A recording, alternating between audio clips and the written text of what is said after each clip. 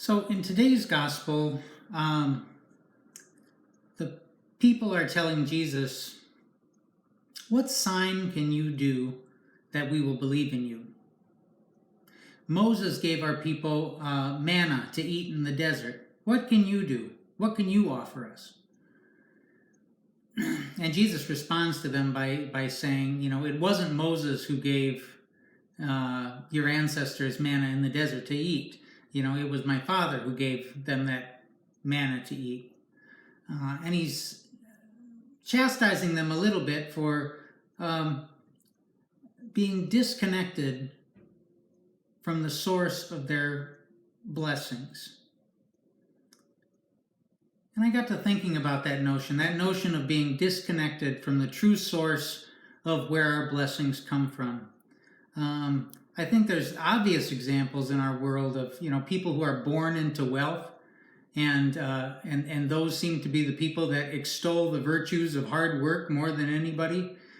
People who are born on third base and think they hit a triple, disconnected with the real source of their achievement, thinking that it was all their business mastery skills that have achieved them success.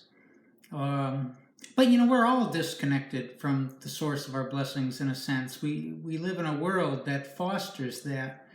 I remember a story a friend told me about her nieces from the city had come to visit her out on her farm, and they had some apple trees on the farm, and one of the kids was picking up an apple on the ground and turning it over and over, and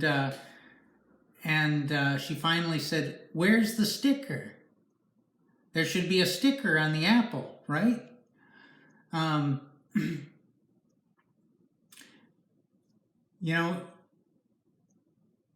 I think a little bit we're all like that. Most of us don't give too much thought to the fact that our food comes from the earth. We think of it as coming from the grocery store.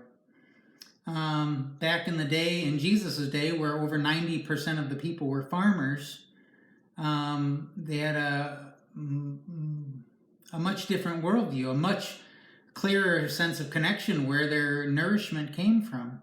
Now, only 3% of the population worldwide, I understand, is farmers. And when only 3% of your people are farmers, after a while, people lose connection with the land, with the earth, with where their nourishment comes from. And so, when we check the weather for the week, our only concern is whether we're going to have good weather for the weekend, not how it affects the crops. And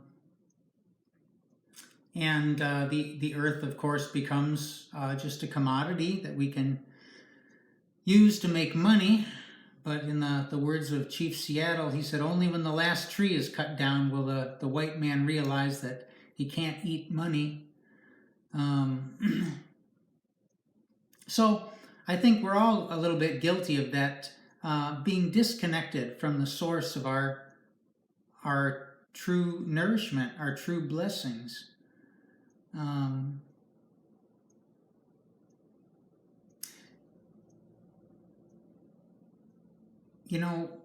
Food and love are so closely connected in our lives that we can hardly tell the difference. We can hardly tell where one ends and the other begins.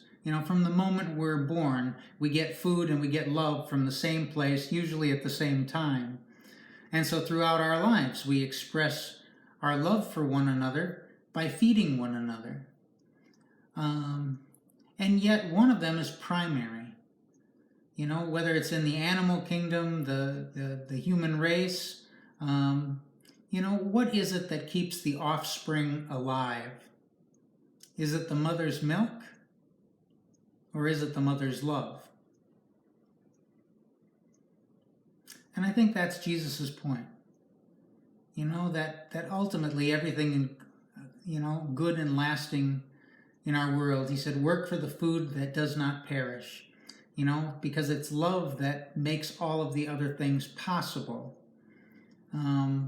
It's love that feeds us. ultimately, even more than the earth, even more than the uh, the it's ultimately love that provides for us all.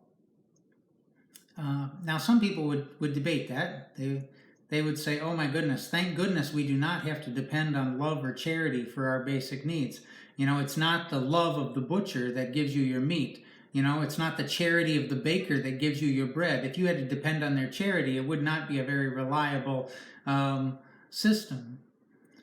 Thank goodness that it's their self-interest that we rely on." But look at our world. We have a world where people are fed out of business because of business. And so people go hungry and food rots.